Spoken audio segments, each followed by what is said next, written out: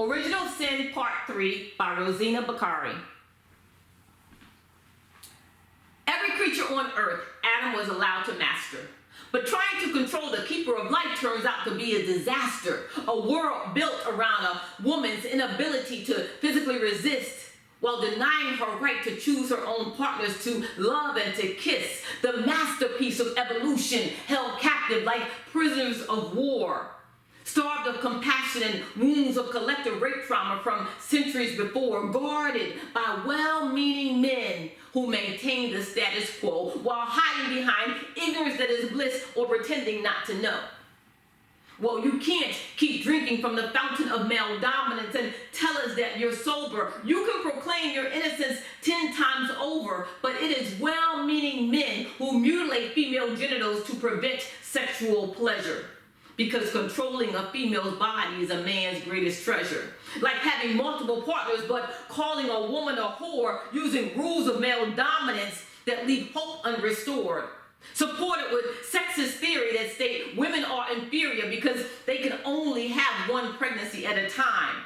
So male polygamy is condoned, but unspecified paternity is a crime.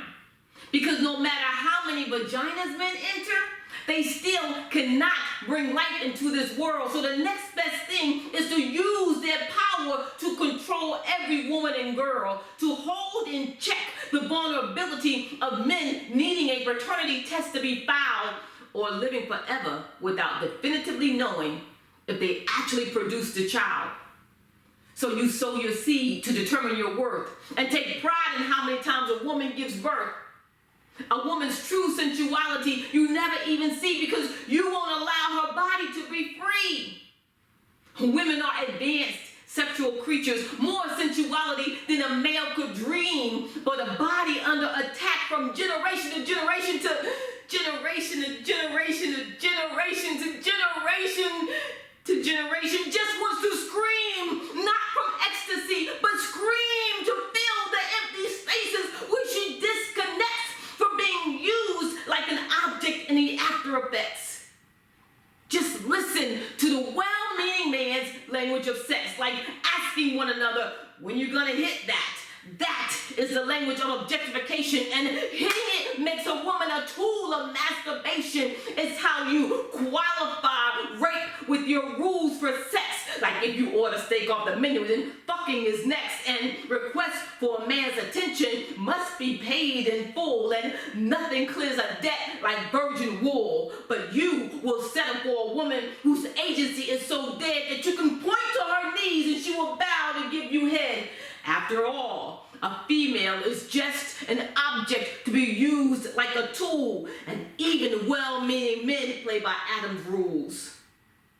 But all these rules are in need of a rewrite. Well-meaning man, you too have lost in this plight because you are now outnumbered by dominant males who slay humanity's reputation. Descended from Adam, their ignorance delays humanity's liberation because you have played right into their aggressive hands. You've read their playbook and now meet their demands. So you can never show vulnerability, so you never ask for help. You can't ask for help, so you are never just held.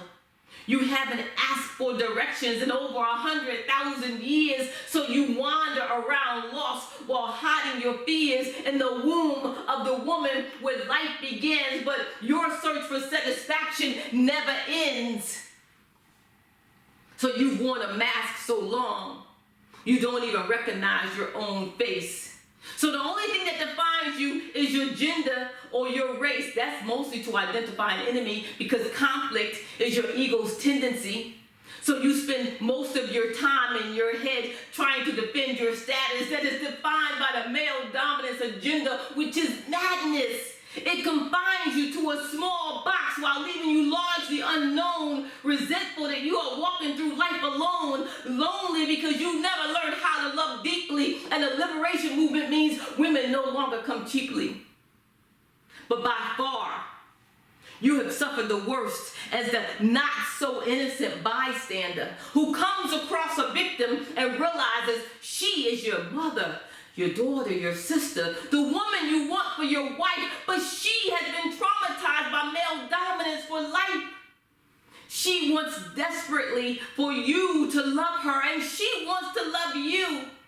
But the male dominant script demands that she mistrusts you too. You approach with good intention, yet deny her right to sexual abstention because sex is the marker that makes her yours. It's the only way you know how to keep score. So really, you're just next in line looking for a freaking bed while she prays for a man who wants to make love instead. See, she's not interested in a well-meaning man with male dominance excuses. She wants a conscious man who won't inflict any more male dominance bruises.